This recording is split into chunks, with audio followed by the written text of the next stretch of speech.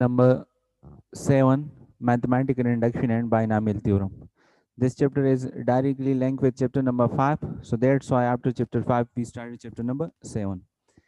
Mathematical induction का जो concept है उसको सबसे पहले डिस्कस करते हैं कि व्हाट इज मैथमेटिकल इंडक्शन. सो मैंने एक एग्जांपल आप लोग को यहाँ दिया है. This is the 10 rectangular tiles, or you can say this is the set of 10 rectangular tiles. Now if you push the first tile in the indicated direction, so the tiles will fall. आपके पास ये एक indicated direction है, ये arrow आप देख सकते हैं. This is the first tile. if in that direction, if I push the first tile, so the tiles will fall. अब बात समझने के लिए ये है कि तमाम टाइल्स जो होंगे, जो सेट मैंने टाइल्स का लिया है, इनमें से तमाम टाइल्स कब फॉल करेंगे. कौन सी कंडीशन हमें चाहिए कि when all the tiles will fall. तो उसके लिए जो सफिशिएंट कंडीशन है यहाँ पे देख लें. To be absolutely sure that all the tiles will fall, it is sufficient to know that the first tile falls. क्योंकि पहले टाइल्स को आप धक्का दोगे तो ये गिरेगा, और तमाम टाइल्स को गिरने के लिए जो दूसरी कंडीशन है वो ये है कि in the event mean the जो आपके पास टाइल्स गिर रहे हैं, that any tile falls its successor necessary falls. अगर कोई टाइल गिरता है तो उसके बाद जो टाइल आएगा वो उसको जरूर गिरना चाहिए. तो आपका टाइल 1 गिरना उसकी जरूरी है, और जो भी टाइल इस इवेंट के अंदर गिरेगा तो उसके बाद आने वाला टाइल जरूर गिरना चाहिए. तो इसी तरह आपकी ये तमाम टाइल्स गिरेंगे when you push the first tile in the indicated direction. So these are the two sufficient condition for the fall of all tiles. इन दो बातों को जहन में रख लें. इन दो बातों से हम मैथमेटिकल इंडक्शन का जो कंसेप्ट है वो आगे डिफाइन करेंगे. Okay, the next slide is that why we study the mathematical induction. हम mathematical induction को क्यों पढ़ते हैं. उसके लिए सिंपल रीजन ये है, अगर आप एग्जाम्पल्स में से इक्वेशन 1, इक्वेशन 2 और इक्वेशन 3 को देख लें तो इन तीनों इक्वेशंस में आपके पास ये फार्मूलेस गिवन हैं. और ये आपका पहला जो है ये आपका है 1 + 3 + 5 and so on up to 2n-1. So actually this is the sum of first positive odd integers. जब आप ऐड करते हैं you will get n square. So that is actually arithmetic series. अब अगर आपको कोई कहे कि इस इक्वेशन नंबर 1 या इक्वेशन नंबर 2 या इक्वेशन नंबर 3 को वेरीफाई करो. वेरीफाई मीन कि n का आप कोई भी नेचुरल नंबर n को दे दें तो उसके लिए ये आपके पास ट्रू होगा. So it must be true, but the verification और the proof of this is so difficult. Because if I say power n equal to 1, n equal to 1 के लिए मैंने इक्वेशन नंबर 1 को देखना है. n इक्वल टू 1 के लिए अगर मैंने इक्वेशन नंबर 1 को देखना है तो इसका लेफ्ट हैंड साइड इस सीरीज से कंस्ट्रक्ट होगा. वो n equal to 1 first term, तो वो आपके पास n जब 1 के बराबर होगा तो वो आपके पास n इक्वल टू 1 होगा. जब n आप 2 ले लें तो उस केस में पहले दो टर्म्स का सम 1 + 3, तो ये आपका होगा 1 + 3, और इसे आपको मिल जाएगा 4. और राइट साइड में n स्क्वायर है तो आपका 2 स्क्वायर, तो 4 और 2 स्क्वायर दोनों बराबर हैं. तो n इक्वल टू 2 के लिए भी ये रिजल्ट सही है. n इक्वल टू 3 के लिए आपकी लेफ्ट साइड में पहले तीन टर्म्स ऐड होंगे. ये तीन टर्म्स आपके पास ऐड होंगे 1 + 3 + 5. और राइट साइड में तो आप इनकी जगह 3, तो वो 3 स्क्वायर होगा. 3 स्क्वायर 9 के बराबर है. तो ये आपके पास n इक्वल टू 3 के लिए भी आपका ये रिजल्ट नंबर 1 ट्रू है. लेकिन अगर अब यहाँ पे आपको कोई कहे कि n इक्वल टू 1000 के लिए, तो यहाँ आपके राइट साइड में 1000 का आप स्क्वायर ले लोगे तो उससे आपके पास आ जाएगा रिजल्ट. लेकिन आपकी लेफ्ट हैंड साइड में इस सीरीज में पहले 1000 जो ऑड इंटीजर्स हैं उनको आपने सम करना है. फिर उससे जो रिजल्ट आएगा वो आपने देखना है कि हाँ वो रिजल्ट n स्क्वायर से जो result by putting n equal to 1000 वो इक्वल है या इक्वल नहीं है. सो ये मुश्किल काम है. It is impossible to verify equation 1 for all values of n because it involves infinitely many calculation which never ends। क्योंकि आपकी सीरीज में से जो हम कैलकुलेशन करते हैं लेफ्ट हैंड साइड की, वो तो बहुत ज्यादा कॉम्प्लिकेटेड है, वो कैलकुलेशन बहुत ज्यादा मुश्किल होती है। तो इससे बचने के लिए इन इक्वेशंस को हम कैसे वेरीफाई करेंगे, इन इक्वेशंस का हम प्रूफ कैसे फाइंड करेंगे। These all equations are called conjectures. इनका इन conjectures are those propositions are conclusions जो हम कुछ खास रिजल्ट्स के ऊपर वो कंक्लूड करते हैं कि ये लेफ्ट और राइट बराबर होगा। फॉर एग्जांपल अगर आप देख लेना अरिथमेटिक सीरीज का सम है, तो उसमें से आपके पास फार्मूले इन्वॉल्व होती हैं, तो उनकी बेस के ऊपर हम कहते हैं कि this sum equal to this. लेकिन अब इसको वेरीफाई करना वो बहुत मुश्किल है, मीन इसका प्रूफ देना कि ये left hand side right hand side के बराबर है, ये left hand side right hand side के बराबर है, so that is not possible. So ये आपके पास कहलाते हैं conjectures. So mathematical induction use होता है to develop a technique for the proof of different conjectures are propositions. तो इसके लिए हम ये करते हैं। तो यहाँ पे आगे इसका जो बेसिक प्रिंसिपल है मैथमेटिकल इंडक्शन का, उसमें कोई डिफिकल्टी नहीं है, वो आगे आप जाके सीख लेंगे, और वो उसी टाइल्स से हम सीखेंगे। तो यहाँ पे मैंने प्रिंसिपल ऑफ मैथमेटिकल इंडक्शन के जो स्टेप्स हैं वो यहाँ मैंने किए हुए हैं। 3 स्टेप्स है प्रिंसिपल ऑफ मैथमेटिकल इंडक्शन में। आप टाइल्स वाली की जो बात है उसको थोड़ा सा यहाँ देख लें। ये तमाम टाइल्स कब फॉल करेंगे, उनके लिए ये 2 सफिशिएंट कंडीशंस हैं। अगर पहला टाइल्स आपका गिर जाए और फिर इस इवेंट के अंदर कोई भी टाइल अगर गिरे, तो उसके बाद आने वाला टाइल जरूर गिरना चाहिए।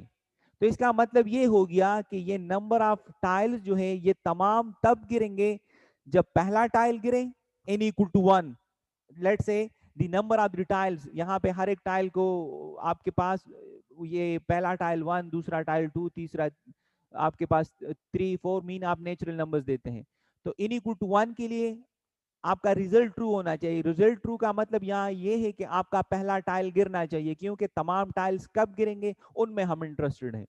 तो n इक्वल टू 1 के लिए आपका ये रिजल्ट क्लियर होना चाहिए, मीन n इक्वल टू 1 आपका पहला टाइल गिरना चाहिए। और आपके पास दूसरी कंडीशन को देख लें, अगर कोई भी टाइल गिरे, लेट से n इक्वल टू के आपका कोई टाइल है, अगर वो गिरे तो फिर उसके बाद जो टाइल आएगा k प्लस 1 वो जरूर गिरना चाहिए। तो k आपकी सपोजिशन है, अगर k गिरे तो आपके पास k प्लस 1 उसके पीछे जो होगा वो जरूर गिरना चाहिए। तो इस 2 कंडीशन की मदद से हम कह सकते हैं कि तमाम टाइल्स विल फॉल। तो from this idea we can define the principle of mathematical induction in these 3 points. The result is true for n equal to 1। now result आपके पास इस तरह के होंगे जो इक्वेशन 1, 2 और 3 के अंदर हैं। तो अगर आपने इक्वेशन 1 को प्रूफ करना है, लेफ्ट हैंड साइड और राइट हैंड साइड आपने इक्वल साबित करना है for all values of n। ये बात याद रख लें कि n belongs to natural numbers, natural numbers are infinite. तो तमाम नेचुरल नंबर्स के लिए इनको प्रूफ करना वो मुश्किल है। तो इसके लिए प्रिंसिपल ऑफ मैथमेटिकल इंडक्शन कहता है कि n इक्वल टू 1 के लिए आपका रिजल्ट ट्रू होना चाहिए। The result is true for n equal to 1।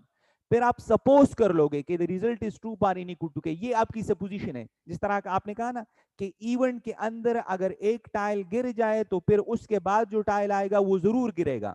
तो लेट से अगर रिजल्ट आपके पास n इक्वल टू के लिए सही है, दैट इज आवर सपोजिशन। ये हम साबित नहीं करेंगे, ये हम सपोज करेंगे। तो थर्ड फिर आपने साबित करना होगा the result is true for n equal to k plus 1। तो आपका result n equal to k plus 1 के लिए सही होना चाहिए। तो इन 3 कंडीशन से हम कह सकते हैं कि the result will true for all values of n।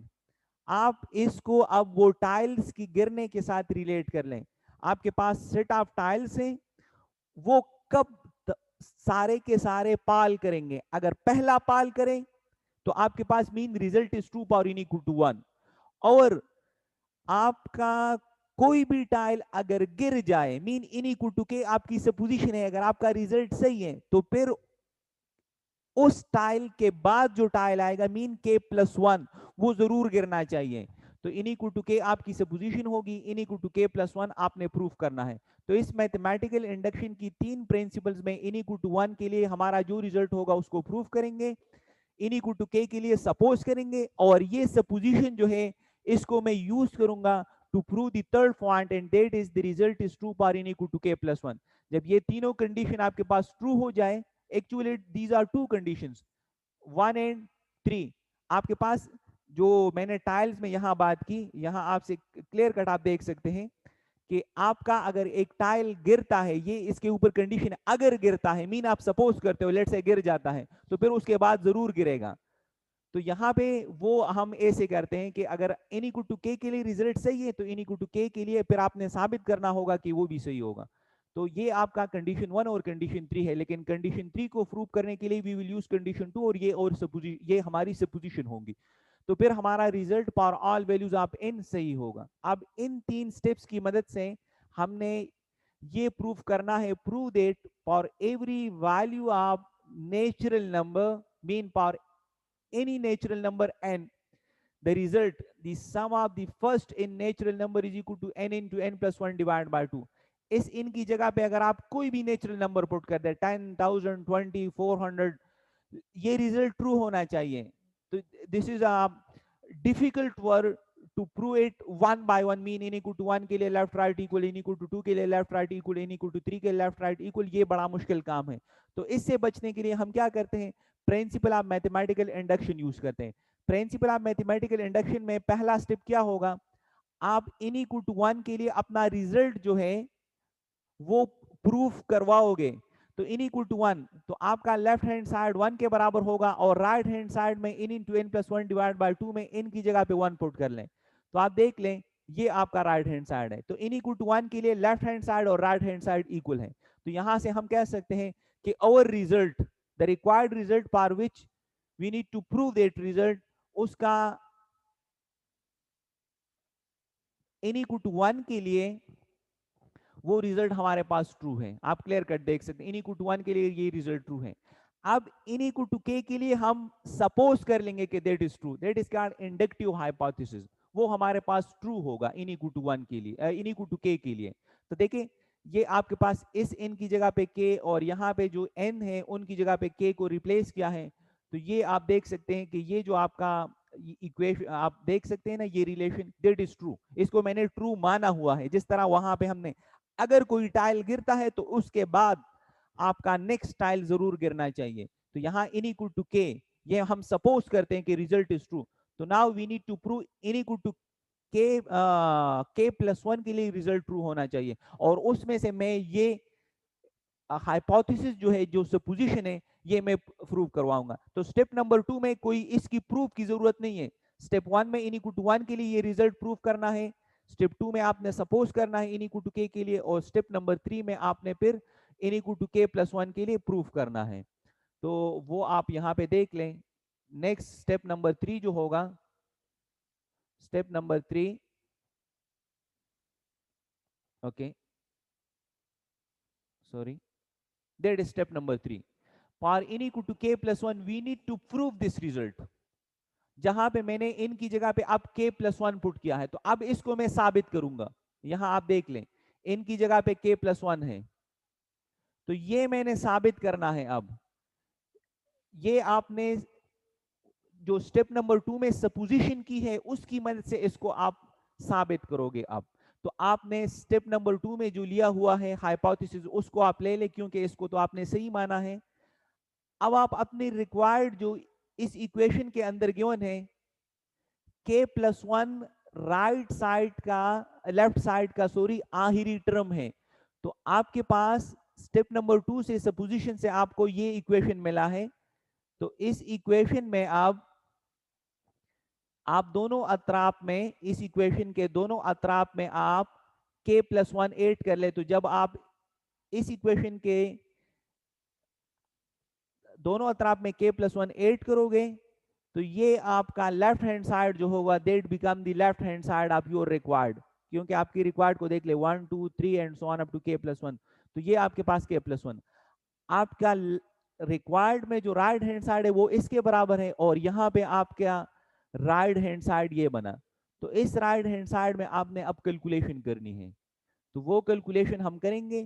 तो यहाँ पे जस्ट आप इसका एलसीएम ले ले फिर कैलकुलेशन करें, तो आपका जो राइट हैंड साइड है वो भी आपकी रिक्वायर्ड के राइट हैंड साइड के बराबर आ गया। सो इसका मतलब ये हुआ कि अगर आपके पास रिजल्ट इनी को के के लिए सही है, तो फिर यहां से आप देख सकते हैं, ये मैंने सपोज किया था कि result is true for n equal to k, तो फिर आपके पास result n equal to k plus one के लिए जरूर सही होगा, ये हमने यहाँ पे साबित कर दिया।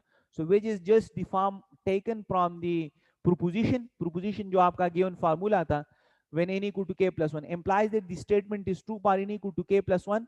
तो यहाँ पे n equal to 1 के लिए भी रिजल्ट ट्रू है, n equal to k plus 1 के लिए हमने रिजल्ट को ट्रू साबित किया, लेकिन यहाँ हमने सपोजिशन की थी कि n equal to k के लिए आपका रिजल्ट सही है।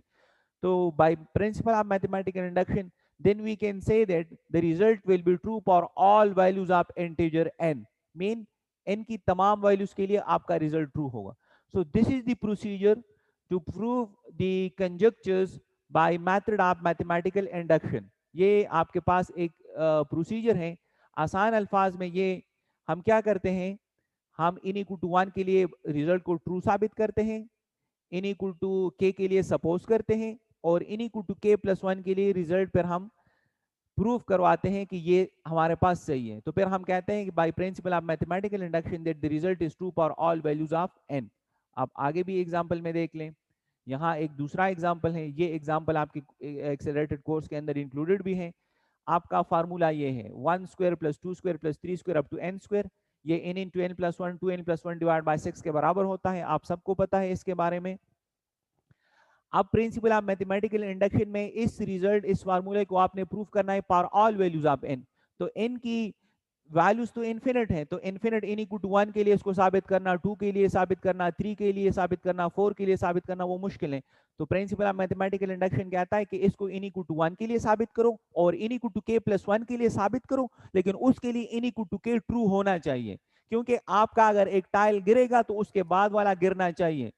सो ये वही से हमने कंक्लूड किया हुआ है। तो स्टेप नंबर 1 में आप देख लें, n इक्वल टू 1 के लिए आपका ये पहला लेफ्ट हैंड साइड में 1 स्क्वायर, राइट हैंड साइड में जहां पे आपके पास n है वहां पे आप 1 पुट कर लें। तो यहां कैलकुलेशन करके 1 equal to 1, so it means that the given result mean this formula is true for n equal to 1। फिर n इक्वल टू k के लिए आप सपोज करोगे जहां पे n है वहां पे आप k लिख ले, दैट इज आवर सपोजिशन। और n equal to k plus 1 के लिए फिर आपने इसको प्रूफ करना है। तो n equal to k plus 1 के लिए हमारे पास ये आएगा 1 square plus 2 square plus 3 square up to k plus 1 whole square, और ये होगा k plus 1 k plus 2 2k plus 3 divide by 6। यहाँ पे k प्लस 1 पुट करोगे ना, तो 2k प्लस 2 प्लस 1, तो आपका रिक्वायर्ड रिजल्ट होगा कि 1 square plus 2 square plus 3 square up to n k plus 1 whole square will be equal to k plus 1 k plus 2 2k plus 3 divide by 6। तो उसको आपने साबित करना है, तो उसको साबित करने के लिए ये सपोजिशन आप यूज करोगे। तो आप अपने सपोजिशन में देख ले दैट रिजल्ट इज ट्रू, ये आपके पास सही है, ये आपने माना है कि ये सही है। तो दोनों अतराफ में k plus 1 whole square add कर ले, क्योंकि आपके रिक्वायर्ड में आखिरी टर्म लेफ्ट हैंड साइड में k प्लस 1 होल स्क्वायर होगा। So that's why I add k plus 1 on both side, k plus 1 इस साइड पे भी इस साइड पे भी अपनी सपोजिशन। तो ये आपका जो लेफ्ट हैंड साइड आप देख सकते हैं, that is nothing but that is the left hand side of required when n equal to k plus 1, क्योंकि यहाँ पे n की जगह k प्लस 1 पुट कर ले तो ये उसका रिक्वायर्ड। और राइट हैंड साइड जो आपका है, ये सारा एक्सप्रेशन आप देख रहे हैं, इनको आपने इक्वल बनाना है k plus 1 k plus 2 into 2k plus 3 divide by 6। तो इसको इक्वल बनाने के लिए आप एलसीएम ले लें, यहाँ देखे एलसीएम इनकी कैलकुलेशन करके आपके पास ये आ गया है। तो now you clearly see from here that the result is true for n equal to k plus 1। So अगर रिजल्ट n इक्वल टू 1 के लिए भी सही है, n equal to k plus 1 के लिए भी सही है, by supposing that result is true for n equal to k, तो then according to principle of mathematical induction we can say that the given result is true for all values of n। तो ये आपके पास है principal of mathematical induction. तो ये आपका मैं खत्म करवाता हूँ, आप लोग की उर्दू की भी क्लास होगी, वीडियो के अंदर ये सारी चीजें आपको मिल जाएंगी। ये जर्नल या extended form of principal of mathematical induction, ये भी वीडियो में मैं डिस्कस कर दूंगा, इनके ऊपर फिर आगे एग्जांपल्स हैं, that is an important point for each. ये आगे जो होगा आपकी वीडियो लेक्चर, उसमें मैं इसको एक्सप्लेन कर दूंगा। इंडिसियो सेट किसे कहते हैं ना, इंडक्टिव सेट। तो ये वीडियो लेक्चर के अंदर मैं आगे आप लोगों के लिए एक्सप्लेन करवा दूंगा, काइंडली वीडियोस को आप वॉच किया करें, क्योंकि फिर ये जूम क्लास के अंदर मैं डिस्कस नहीं करूंगा।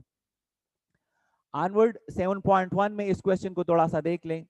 Now this is the given relation, ये आपका फार्मूला है, इसको आपने साबित करना है कि this relation is true for all values of n। So it is so difficult that you put n equal to 1 और लेफ्ट राइट देख ले, n equal to 2 left right देख ले, n equal to 3 left right देख ले, ये बड़ा मुश्किल काम है। तो हम प्रिंसिपल ऑफ मैथमेटिकल इंडक्शन, हम रिजल्ट को ट्रू साबित करेंगे फॉर n equal to 1। तो n equal to 1 के लिए आपका पहला term on the left hand side is 1, and on the right hand side you put n equal to 1 in this relation, n times 2n minus 1। तो 1 equal to 1 आएगा, so the result is true for n equal to 1। n equal to k के लिए हम suppose करेंगे, और n equal to k plus 1 के लिए हमने रिजल्ट को साबित करना है कि ये सही होगा। तो n equal to k plus 1 के लिए आपके पास ये आएगा। So that is our requirement, that is our requirement. इस रिक्वायरमेंट को हासिल करने के लिए I will use this supposition, जिस तरह एग्जांपल्स के अंदर आपको दिखाया। तो आप अपने सपोजिशन में दोनों अतराफ में 4k plus 1 ऐड कर ले, because on the left hand side of your required you have 4k plus 1 is the last term, so 4k plus 1 यहाँ ऐड कर ले, यहाँ ऐड कर ले, तो आपकी इस सपोजिशन में लेफ्ट हैंड साइड आपकी रिक्वायर्ड लेफ्ट हैंड साइड हो जाएगी, और राइट हैंड साइड में कैलकुलेशन करके वो आपने लेके आना है जो आपकी रिक्वायर्ड के लेफ्ट हैंड साइड के ऊपर है। तो वो ये है, तो हमने ये कैलकुलेशन जो की तो वो हमारे पास आ गया। तो you clearly see that the result is true for n equal to k plus 1। So when the result is true for n equal to 1 and n equal to k plus 1, by supposing that the result is true for n equal to k, so then by principle of mathematical induction we can say that the result is true for all values of n। Okay, now ये video को जब आप देख लोगे ना आज, तो उसके बाद क्वेश्चन 4, 5, 7 और 9 दैट इज असाइनमेंट। एक असाइनमेंट आपको रिव्यू एक्सरसाइज का दिया था, एक असाइनमेंट आपके पास ये है। कल आप लोगों ने ये तमाम असाइनमेंट सबमिट करने थ्रू ईमेल, अदरवाइज आप लोग जब आएंगे कॉलेज तो एग्जाम के बाद जो ओकेशंस होंगी वो आप लोगों की नहीं होंगी अगर किसी ने असाइनमेंट सबमिट ना की। तो ये आप काइंडली वीडियो देख ले, वीडियो में आपकी ये सारी बातें वहां पर रिवाइज हो जाएगी। ओके, नाउ अब मैं अटेंडेंस ले लेता हूँ, अटेंडेंस के बाद बात खत्म हो जाएगी।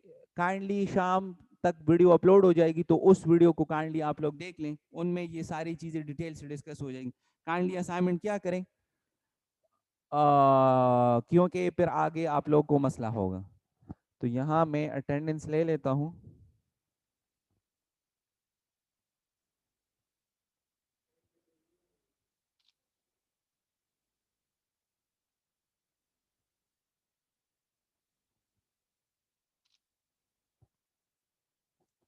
जो आपके नाम और किट नंबर के साथ लॉगिन नहीं है, they will be considered absent.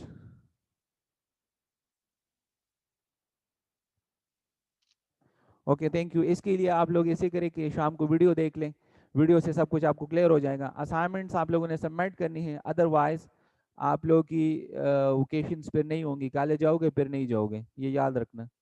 Okay, thank you.